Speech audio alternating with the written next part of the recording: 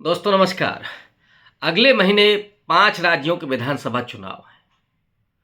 3 राज्यों में सीधे तौर पर भारतीय जनता पार्टी और कांग्रेस का मुकाबला है।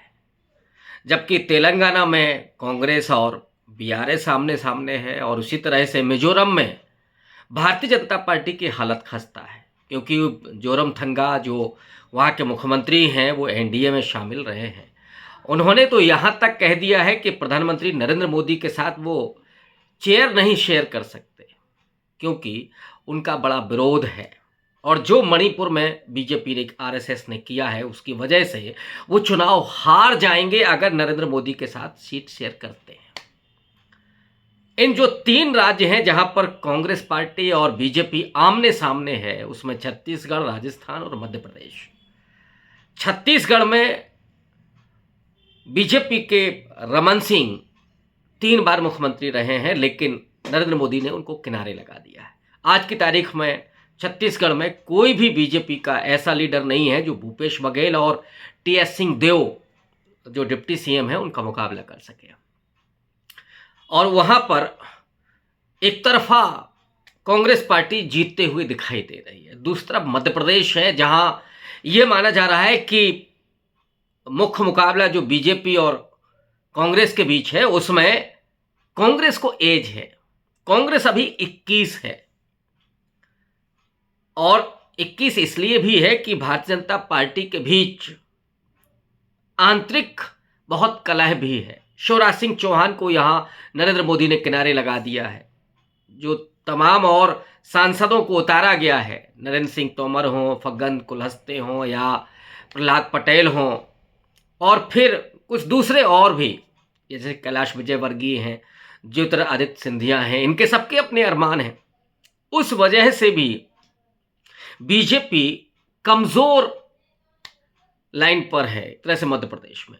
उसकी सारी उम्मीदें राजस्थान में हैं और राजस्थान में एक तो साइकोलॉजिकल भी वो इस बात को समझ रही है कि उसे जीत हासिल होगी, क्योंकि पिछले 30 साल से वहाँ रवायत है, एक परंपरा है कि हर 5वें साल सरकार बदलती है और वहाँ पर कांग्रेस बीजेपी ये सरकारों की रवायत रही है।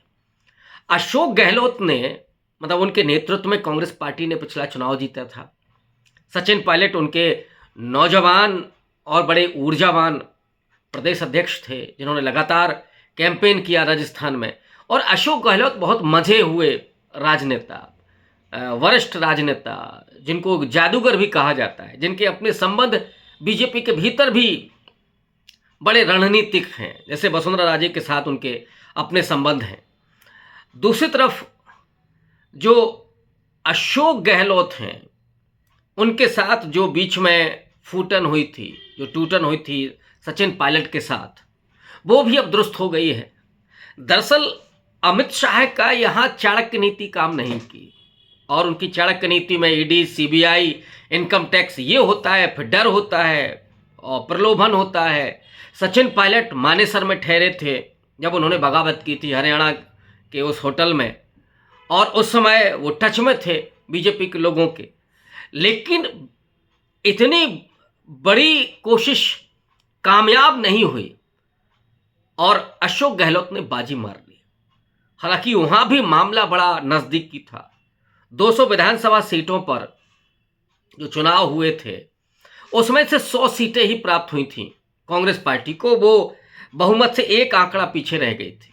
फिर बीएसपी के विधायक, निर्दलीय विधायकों और भी कुछ जो उनके अपने वैचारिक समानता वाले दल हैं उनके साथ मिलकर के अशोक गहलोत ने सरकार बनाई थी। शायद सचिन पायलट को राहुल गांधी ने वादा भी किया था कि कुछ समय के बाद वो सीएम होंगे, और इस वजह से ही उन्होंने बगावत की थी।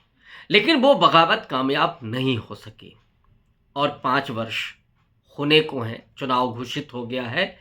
अब राजस्थान में वसुंधरा राजे सिंधिया को किनारे लगा दिया गया है बीजेपी में। वहाँ राज्यवर्धन राठौर और ओम बिरला जो लोकसभा अध्यक्ष हैं, या मेघवाल साहब जो कानून मंत्री हैं, वो महत्वाकांक्षाओं को अपना लेकर के, दिया कुमारी को खड़ा किया गया वहाँ पर वसुंधरा राजे सिंधिया के अगेंस्ट, उनके समानांतर। तो एक तो ये था कि बीजेपी ऐसे ही रवायत के अनुसार चुनाव जीत जाएगी, लेकिन अशोक गहलोत ने आखिरी के 1.5-2 सालों में जो लोक कल्याणकारी योजनाएं लागू की हैं, उससे जनता में उनके प्रति एंटी इनकम्बेंसी नहीं है, उनके खिलाफ लोग नहीं हैं। हाँ, ये बात अलग है कि कुछ विधायकों और मंत्रियों के खिलाफ एंटी इनकम्बेंसी हो सकती है, जो है भी। कुछ कानून व्यवस्था का भी सवाल रहा, मसलन दलित उत्पीड़न की घटनाएं ढेर सारी हुई। लेकिन आज जो झुंझुनू में सभा हुई है प्रियंका गांधी की, उसमें उन्होंने एक बड़ा दांव खेल दिया है। और वो दांव ये है कि जो महिला कॉन्स्टिट्यूंसी बनाई थी नरेंद्र मोदी ने, उस महिला कॉन्स्टिट्यूंसी पर ही अपना निशाना साध लिया है। उसको प्रभावित करने के लिए और उसे अपना वोटर मुस्तैद करने के लिए प्रियंका गांधी ने, अशोक गहलोत ने वो दांव चल दिया है। और वो दांव ये है कि वहां हर परिवार की जो महिला है, जो महिला मुखिया है, उसको 10,000 रुपए प्रतिवर्ष मिलेगा 2 या 3 किस्तों में। और ये मैं समझता हूं ठीक एक तरह से नरेंद्र मोदी की महिला कॉन्स्टिट्यूएंसी को प्रभावित करना है। और दूसरी तरफ एक और वायदा उन्होंने किया, अशोक गहलोत ने, कि 1,05,00,000 परिवारों को वो 500 रुपए में गैस सिलेंडर देंगे। अभी ये संख्या थोड़ी कम है, माने जो सस्ता सिलेंडर दिया जा रहा है उसके लाभार्थियों की संख्या बढ़ाई जाएगी, वो 1,05,00,000 तक होगी। ये तो बड़े ऐलान, ये एक तरह से गेम चेंजर साबित हो सकते हैं। लेकिन प्रियंका गांधी यही नहीं रुकती हैं, उन्होंने अपने भाषण में आज नरेंद्र मोदी पर भी जमकर निशाना लगाया। उन्होंने कहा कि मोदी जी का तो लिफाफा खोखला है। और ऑब्वियस है कि जब उन्होंने 15 लाख का वादा किया था कि हर व्यक्ति के पॉकेट में आएंगे, उसको तो उनके तब के करीबी मंत्री अमित शाह है, उनके नंबर 2, उन्होंने तो कहा था कि जुमला है, आजकल गृह मंत्री हैं वो। तो वहां तो सारी अच्छे दिन के वादे जुमलेबाजी में तब्दील हो गए। 2 करोड़ रोजगार देने का वादा, 15 लाख जो आएगा वो देने का वादा, किसानों को आमदनी दोगुनी करने का वादा, महंगाई और भ्रष्टाचार पर लगाम लगेगी ये वादा, महिलाओं का उत्पीड़न, दलितों का उत्पीड़न, आदिवासियों का अपमान ये खत्म हो जाएगा ये वादा। और हुआ ये कि इसमें वृद्धि हुई है। तो ऐसे में वो सारे वादे हवाई, सारे जुमले साबित हो गए। और जो नरेंद्र मोदी ने लोगों को लाभार्थी बनाया था, नगदी लाभार्थी, वो भी लिफाफा खाली आज प्रियंका गांधी ने कह दिया। और उन्होंने वो भी सवाल उठाया कि अभी जो महिला आरक्षण दिया नरेंद्र मोदी ने, लेकिन वो लागू होगा 10 साल के बाद।